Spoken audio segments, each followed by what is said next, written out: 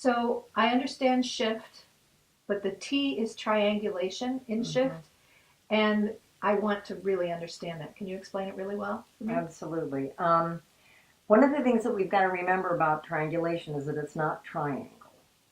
So one of the mistakes that we make is that we believe every triangle that gets formed in relationship to ourselves ends up being a triangulation, and that's not true. Triangles are really, really strong shapes, and so it's impossible to sit on a two-legged stool, but it's fairly easy on a three-legged stool. And so what we've got to remember is that when I go to you and I'm seeking counsel, you are my peer and we are equals, and I go to you seeking counsel, counsel is okay to seek. And it's okay for you to give me your advice. The issue comes in when you come to me and you want me to save you. And you want me to save you from another individual. And if I take that role on, then we've got triangulation. So a healthy way to do this is that if I have an issue with my friend and I come to you to seek counsel, I'm talking about my friend. Right. That's not bad?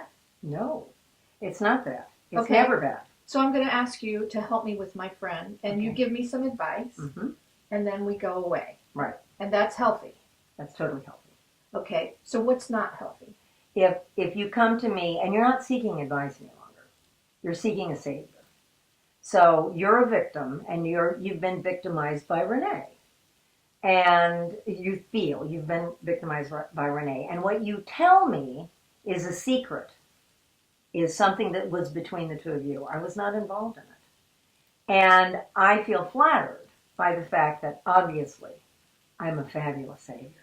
And you've come to me for help. And I must help you. And so I then take on your situation with Renee.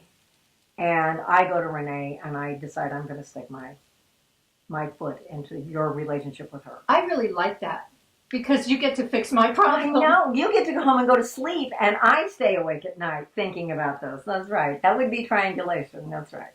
So and it isn't that we won't all try to do that. Anybody can do that. Everybody who's under duress wants help, and often wants to hand it to somebody else. It's just so wanting to do that. I'm so stressed out. I need for you to go do this for me.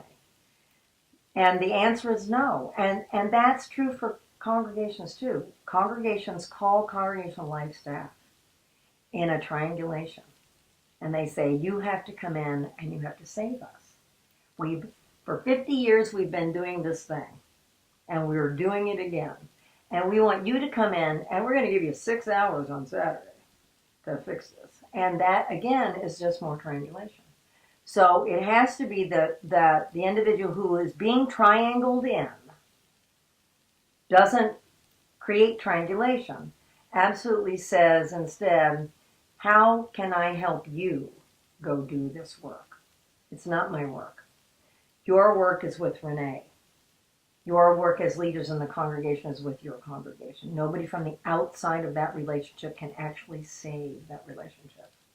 So if a congregation were going to call you as part of congregational life staff, they're calling you to seek your counsel, but they're not calling you to fix their problem. Is that what I hear you saying? In the best of all worlds, that's exactly the way it would work, yes.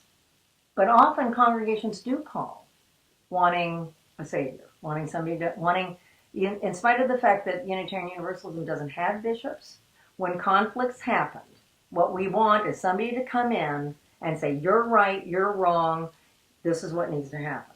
And what really needs to happen, because of who we are and what we stand for in the world, is we have to help them do their own work. So how do I help you? How do I help you, congregational leader? How do I help you, minister? How do I help you, religious educator, in order to do your own work, rather than handing it to me because I can't fix it? But if you can't fix it and I'm the leader of a congregation, why should I call you if I know you can't fix it? I have tools, I have expertise, and I can walk with you while you fix it. And we can see, you can continue to ask my counsel. So I will walk with you as you do your work, but I will not do your work for you. It sounds really comforting to know that I wouldn't be alone doing this really hard thing. Yes, it does. We're better together.